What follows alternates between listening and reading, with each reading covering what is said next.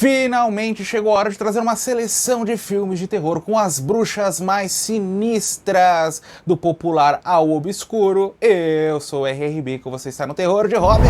Vi a Lenda do Monstro. Abro com essa opção da União Soviética, 1967. Aliás, são dois filmes logo em sequência, baseados na mesma história. Isso aqui é um povoado, a filha de um homem muito importante morre, e ele fala, ó, seu filósofo, a gente não sabe se é um filósofo, é um estudante de teologia, uma espécie de padre, cuide aí da minha filha, faça os procedimentos funerários, e ele vai ficar alguns dias trancados com essa mulher, só que a mulher não é mulher não, é bruxa, meu amigo. Ela vai voltar à vida para, de alguma forma, tentar atormentar o nosso filósofo, o nosso estudante de teologia, pouco importa.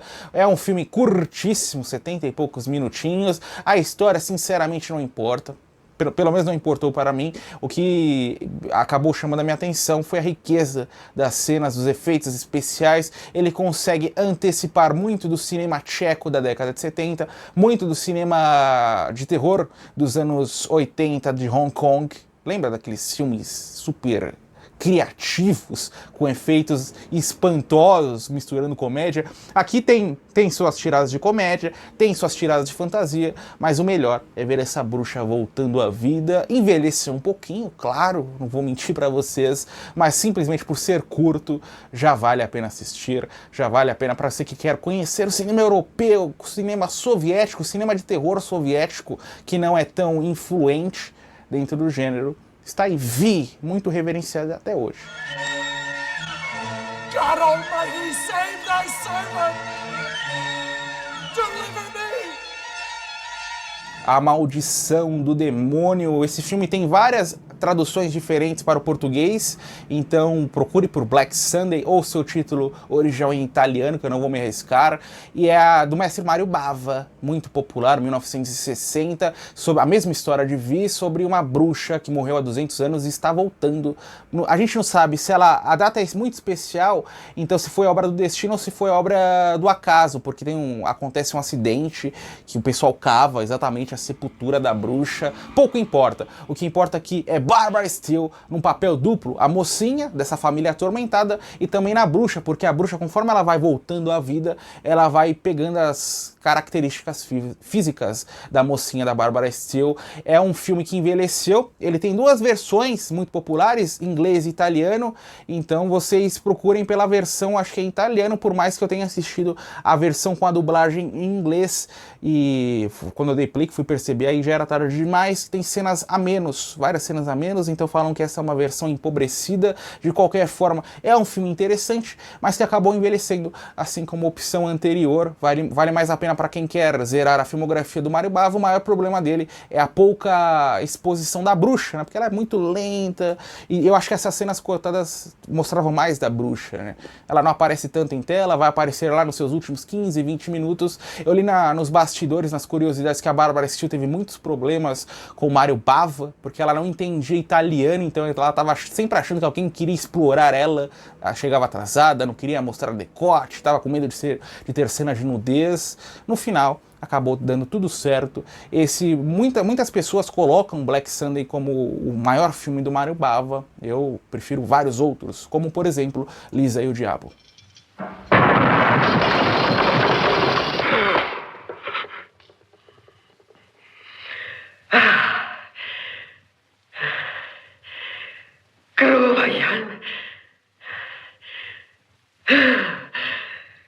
As Filhas de Satã, obra trash do início dos anos 70, acontece nas Filipinas. Logo na cena de abertura nós temos um sacrifício que uma bruxa vai oferecer à sua seita de ocultismo. Nós vamos avançar na história. Tem um casal de americanos, a gente não sabe se o casal é um casal de turistas, se o casal mora ali. Pouco importa, porque ele compra um quadrinho, traz para a esposa, mostra para a mulher, e a mulher vê 3 bruxas perdendo a vida. Ela parece muito uma das bruxas, ela fica hipnotizada, ela parece ser a reencarnação daquela bruxa. Logo, outras 2 bruxas vão se unir à parada para atormentar o nosso protagonista, interpretado por Tom Selleck. o nosso querido Magnum da década de 80, em um dos seus primeiros papéis, olha que raridade, e o nosso querido Richard, da série Friends dos anos 90. Aliás, fica a pergunta aqui, qual seria a sua escolha no papel da Mônica? Chandler ou Richard? Que escolha pobre foi da Mônica. Se nos anos 90 ele já era atraente, aqui o nosso querido Tom Selleck tá irresistível. Se tivesse mais, ainda bem que o filme tem 1h30, se tivesse mais meia hora eu mudaria de time facilmente. E a nível Robert Redford, nível Alain Delon, e ele é a grande estrela do filme. Em determinado ponto da história ele pega até uma curiosidade com a série Magnum, porque ele pega uma arma Magnum e fala, ó, eu vou mandar bala nas bruxas com essa Magnum aqui, 3 não sei o que, e a mulher responde para ela, mas é feitiçaria, bala não vai resolver. E ele vai se engendrar lutando contra cachorros do mal, as bruxas, tem toda aquela aparência de filme de Hong Kong, de filme de Vietnã, negócio estranho pra caramba nessa década de 70. Tinha muitos daqueles filmes de artes marciais de Hong Kong, né? Tem essa mesma estética com atores americanos. Alguns atores americanos, a trama é ridícula, mas a gente se diverte assistindo, principalmente com o Tom Selleck fugindo dos cachorros. No, he's a nice man. He won't hurt you. I won't hurt him. How the hell do you know his name, anyway? Come here. Come here. Make friends with me. I've got enough friends already.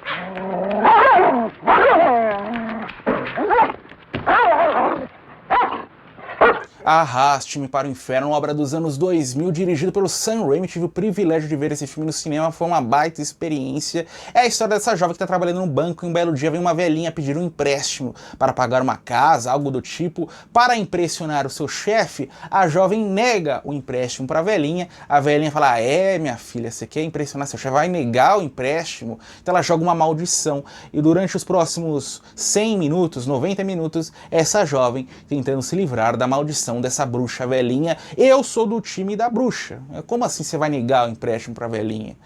Então eu tava torcendo do minuto 1 até o minuto 5, quando é apresentado o empréstimo negado, até o final do filme. A cena do estacionamento de abertura, ela já é aterrorizante e ela já nos deixa no clima perfeito para degustar o resto do filme. A cena final também foge completamente aos estereótipos comuns daquela década, né, da década de 2000, que era uma década mais conservadora, nesse cinema blockbuster, nos finais. Então ele já rompe isso, e o Sam Raimi, que estava saindo dirigido Homem-Aranha, né, saiu daquela trilogia para trazer um outro filme de terror, esse um dos mais célebres dos anos 2000.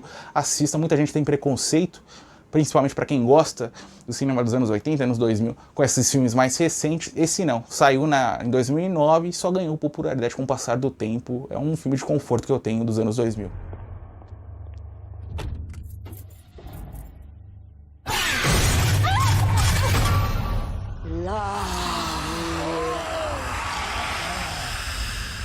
Temporada das Bruxas, George Romero à frente da direção, é sobre uma dona de casa entediada. Dona de casa entediada é um perigo.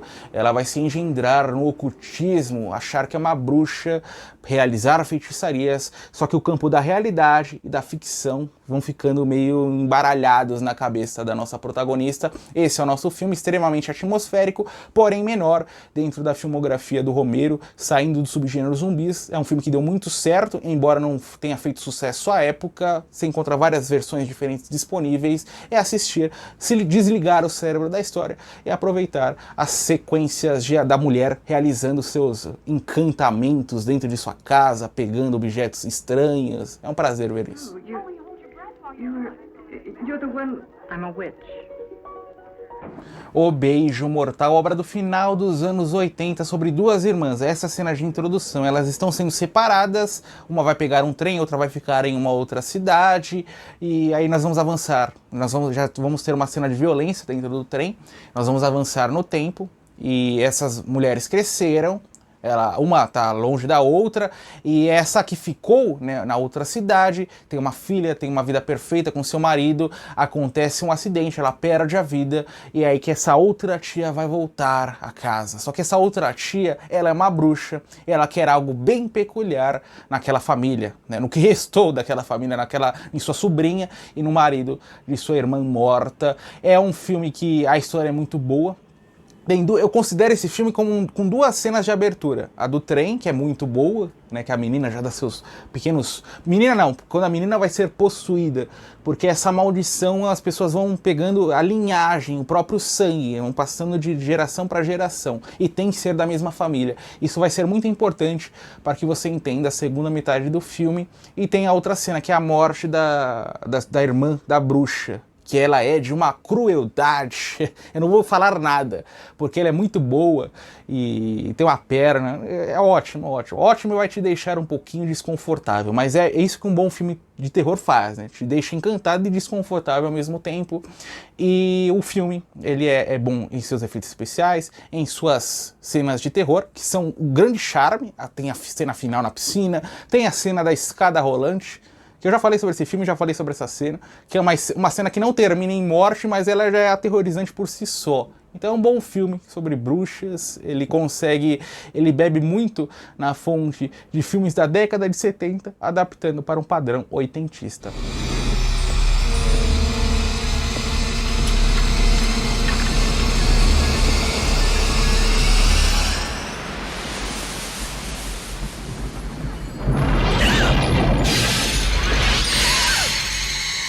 Aren't you going to give your aunt a kiss? A Árvore da Maldição. William Friedkin à frente da direção é sobre uma babá que vai cuidar do filho recém-nascido de um casal. O problema, a gente já sabe, não é uma babá, é uma bruxa, na verdade, e ela quer sugar a energia vital de um desses três personagens. Nosso trabalho é descobrir qual personagem escolhido. É um filme diferentão porque ele se utiliza da mitologia de uma bruxa ligada à natureza. Aí você vai falar, toda bruxa é ligada à natureza, mas esse filme mostra rituais de fato na floresta. Isso enriquece bastante a nossa experiência e esse é o maior charme do filme, que é menor dentro da filmografia do Friedkin. Eu não coloco no top 5 nem mesmo do diretor dentro do terror, mas é uma obra que vale super a pena. Ele é um protótipo de A Mão que Balança o Berço. É basicamente a mesma história adaptada para um padrão de ocultismo. Ou seja, se você amou da mesma forma que eu A Mão que Balança o Berço, aí você começou a destrinchar os filmes de suspense dos anos 90, tipo A Mão que Balança o Berço não, Mulher Solteira à Procura, tipo Morando com Perigo, e que era algo relativo ao terror, está aí A Árvore da Maldição. O título em inglês é The Guardian, então, mas em português A Árvore da Maldição, que tem uma árvore muito importante para a sequência do filme. E Friedkin é incrível, até nos filmes ruins, que não é o caso de A Árvore da Maldição, ele se dá bem. Então essa é uma obra mediana, tá show de bola. Mediano pro Friedkin é bom pro resto.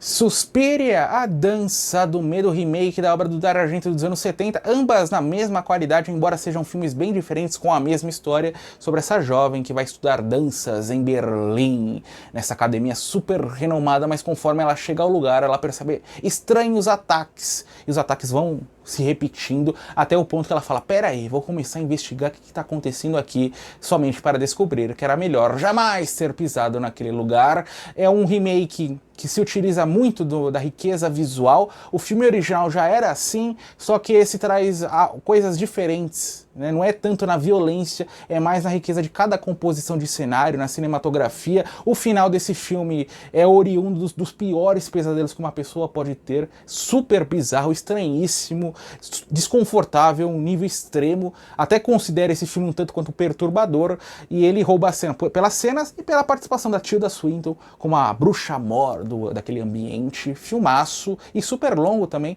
é uma duração que não pesa, você vai assistindo e vai se apaixonando por cada cena. What is it you want to be for this company?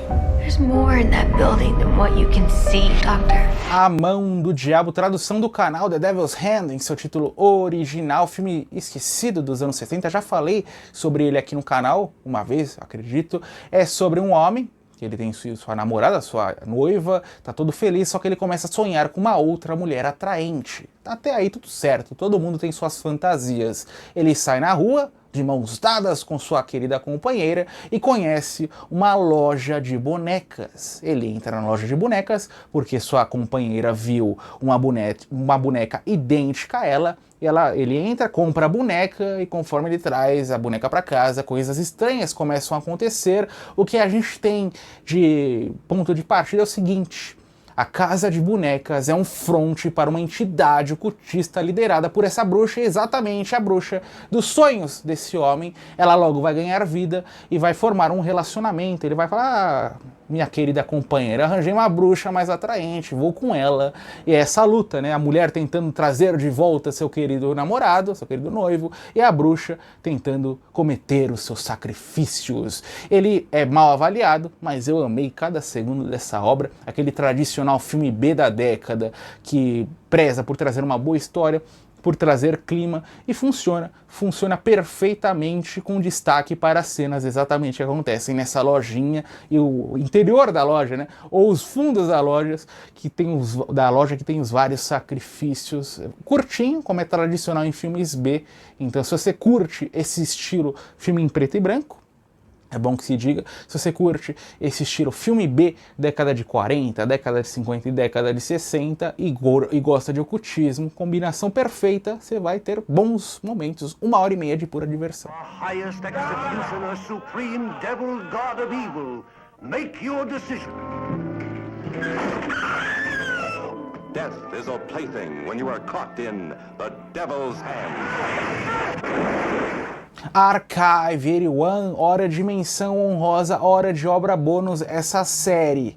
Pouquíssimos episódios e você vai querer maratonar em um dia. Eu te garanto, se você tá nesse vídeo, você gosta de ocultismo, ela vai se separar em duas vertentes. Né, a vertente do presente, que é um homem que começa a investigar essas fitas de vídeo gravadas na década de 90, e o passado, exatamente o conteúdo dessas fitas, que é uma jovem que se mudou para esse prédio, e o prédio parece estar ligado ao ocultismo, parece que tem algumas pessoas malignas dentro do lugar, entre essas pessoas, claro, algumas bruxas, pseudo-bruxas.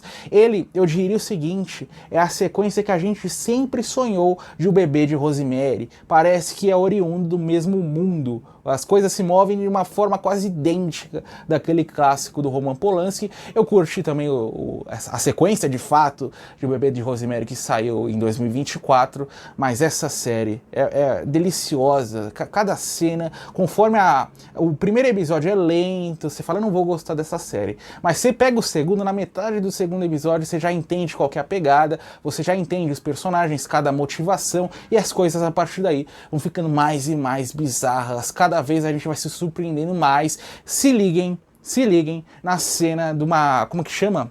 Seance, né, que eles chamam em inglês, que é a sessão espírita, que é uma adaptação pobre aqui no Brasil, que o pessoal tá exatamente nessa sessão de ocultismo, com a personagem principal, com essa seita maligna, e o negócio é aterrorizante, a la Ministry of Fear, aquele filme do Fritz Lang que tem uma cena dessa fabulosa. Já trouxe uma lista só com essas cenas, eu não incluí essa série porque eu não tinha assistido até aquele momento, mas é isso, dê uma chance. Se você assistiu, me fale, me coloque aí nos comentários o que você achou desse espetáculo, porque além de tudo, ele vai ficando mais bonito em sua pegada visual, né, conforme os episódios vão passando, e é o que eu te falei, você vai maratonar em um dia, não tem erro. What kind of damage? Fire damage. A Filha de Satã. Quando você for pesquisar por esse filme, geralmente em formas alternativas você pesquisa pelo título original. Ele possui dois títulos, Night of the Eagle, que está aqui embaixo, e Burn Witch Burn. Então tomem esse cuidado. É a história de um casal, um professor universitário e sua esposa dona de casa. A dona de casa é um perigo, enquanto ele está trabalhando e tendo sucesso em sua carreira, um sucesso que ele não entende porque é às custas de outras pessoas que têm acidentes, pessoas que morrem. A esposa está em casa fazendo bruxaria, exatamente para que esse homem cresça em sua carreira. Ele chega para a mulher e fala, por que eu tô tendo tanto sucesso? As pessoas estão morrendo, as pessoas estão se acidentando, e ela fala, se confessa, é porque enquanto você está trabalhando, eu estou fazendo bruxaria. Ele olha para ela e fala, minha filha, o que você bebeu hoje? Só que conforme as coisas vão, o tempo vai avançando, as coisas vão ficando mais feias, ele passa a entender aquilo como real. Aí se inicia uma batalha, como se fosse um vício, né, um vício em bebidas, um vício em cigarros. A mulher é viciada em fazer bruxaria. Essa é a pegada do filme, brilhante em sua história, mas o brilho mesmo O ponto que a gente mais gosta da obra são os acidentes, as mortes acontecendo. Ele antecipa vários filmes de ocultismo própria da década de 60 mesmo. Eu citei Bebê de Rosemary, é mais ou menos nessa pegada, e é um clássico, um dos melhores dentro desse subgênero da década. Are you a believer, or do you scoff at black magic? Then don't, for you cannot know what happens to those who have entered the mystic half-world. Isso aí, pessoal, chegamos ao final de mais um vídeo, como sempre. Uma opção, mudei o layout, uma opção embaixo do botão de inscreva-se. Muito obrigado por ter assistido, eu te vejo no próximo vídeo.